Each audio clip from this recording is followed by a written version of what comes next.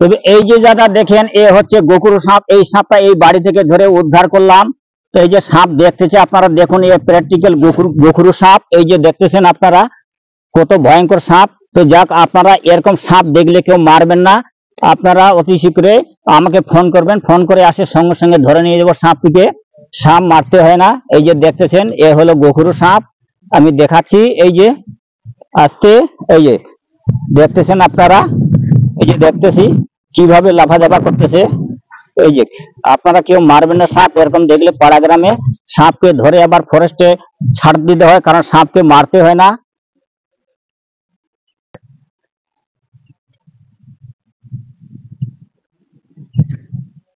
তবে যাক দাদারা, এই যে দেখেন, এ হলো প্র্যাকটিক্যাল গোখরু সাপ।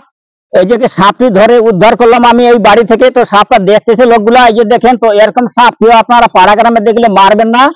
এরকম সাপ ধরে বা ফরেস্টে রিলিজ করে দেওয়া হয়, সাপ কেউ মারা হয় না। তো যাক, এই যে সাপের দেখতেছেন গোখরু সাপের এমন দৃষ্টিশক্তি, কারণ একবার না দুবার না, সেকেন্ডে 3 বার সবল দিতে পারে, তারও ক্ষমতা আছে। কারণ এই যে মানুষকে দেখলে খুব আতঙ্কিত হয়ে যায়।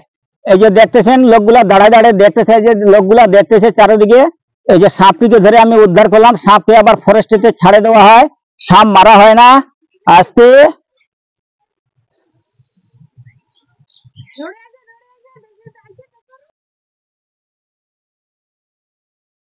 এই যে দাদা, এই যে সাপটিকে আমি দেখাচ্ছি। এই যে দেখুন, এ হলো গোখরু সাপ।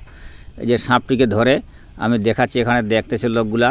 এই যে সাপটিকে আমি ধরতেছি, এই যে ধরে দেখাচ্ছি কীভাবে লাফাঝাফা করতেছে, আপনারা দেখুন। এই যে দেখুন, এ হলো প্র্যাকটিক্যাল গোখরু সাপ।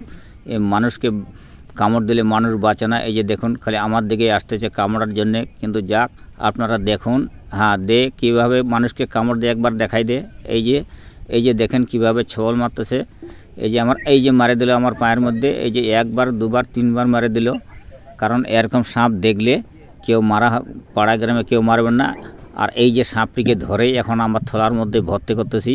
এই যে আমি ভরাচ্ছি, দেখুন আপনারা ধীরে সুস্থ দেখুন। এই যে থলার মধ্যে আমি ভরাচ্ছি, কিন্তু সাপটা দেখুন কত লাফাঝাফা করছে। সাপ কিন্তু ঢুকতে চায় না। এই যে ঢুকলো, এই যে ঢুকে গেল সাপ আমার থলার মধ্যে, ঢুকে গেল।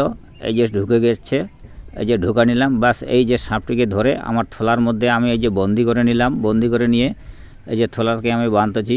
সাপকে আবার ফরেস্টে রিলিজ করে দিতে হয়, সাপ মারতে হয় না। কারণ এই যে আমি দেখেন সাপটিকে থলার মধ্যে ভর্তি করে এই যে সাপটিকে আমি রেখে দিলাম। তো দাদা অশেষ ধন্যবাদ। তবে এই যে দাদা দেখুন আপনারা, আমরা এই যে ফরেস্টেতে সাপ ছাড়তে আসছি। এই যে সাপ আমরা ছাড়িয়ে দিচ্ছি, ফরেস্টে রিলিজ করতেছি। আপনারা দেখুন, এই যে সাপ যেতে চায় না, ফোনা তুলে আবার দেখতেছে আমাদের দিকে। এই যে সাপ দেখুন আপনারা, এই যে চলে যাচ্ছে, এই যে চলে যাচ্ছে সাপ জঙ্গলের দিকে, এই চলে গেল।